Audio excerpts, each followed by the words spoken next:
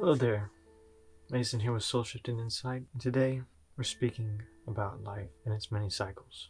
Recently I have been contemplating the cycles of life. I am a stubborn person and I get fixated on things staying the same, and I have a hard time with things changing, especially when those things are near and dear to my heart. I have a hard time letting go. Perhaps it's a deep longing of mine for consistency in life because of my own inner chaos. The pendulum swings from one side to the next, and I get exhausted from it. But it's because I'm holding on and not letting go. You see, every pattern in our life has its end. Energy must die to be reborn. So death in this sense is really just a transition. You see, the cycles of life and death aren't just applied to nature. They're applied to us as well. See, we are not separate from this world.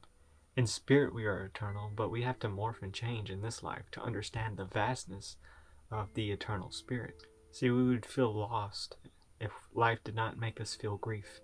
We would never truly appreciate what we had until it was taken away from us. That contrast is necessary for our soul's evolution. But do not fret for what no longer is, because it still exists within you.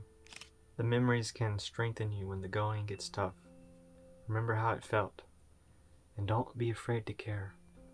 We get scared of the night that comes from this end, but there will always be a dawn.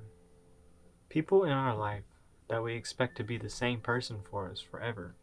But what happens is the cycle of life. Like the seasons, we grow fruitfully. We ride those waves, but eventually things wither and become frail and they fall apart. And like I said, we can always count on the dawn. The light is coming very soon. Like the dawn, life will be born again. New possibilities will spring into existence. Life is happening all around you, and it's happening for you. Just remember to tune in. Just because something ends doesn't mean it won't be born again. You won't wither away in the dark until it truly is your time to go. There is this thing called hope, that which drives many men insane. But it is important to keep the dawn in mind when things become grim. Face death with a smile. Trust that you will see the light again as you walk through this transformation. Remember, let the memories be your antidote. Remember what brought you joy and let it strengthen you. And just know that the horizon is vast. The future is only going to get better if you want it to.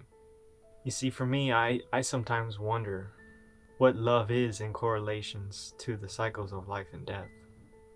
Why can't things stay the same? Is every relationship doomed to fail at some point? Or should we just be looking for the people who are going to walk through these cycles of life and death with us and transform with us? Is that love, or is love just the acceptance of what is? Can it be both? How can one accept something, such as something maybe about ourselves or other people, or maybe some sort of situation, when we know ultimately that thing has to change? How can we accept it? When will we ever find everlasting peace? Or is the point of life just to ride the roller coaster every day? Do we find the everlasting peace within the joyride of existence that is life? See, I am certain that some things are old as time itself, written in stone. Surely there are immortal characteristics of existence itself. We exist in this dimension, yet death is coming for us all. What of each other then?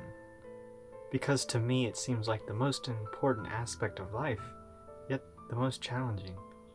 People are quite simply complicated. I spend a lot of time facing others, and I face myself, but how do we face these transformations together? How do we find unity? Is it through our vow? Is it through our word?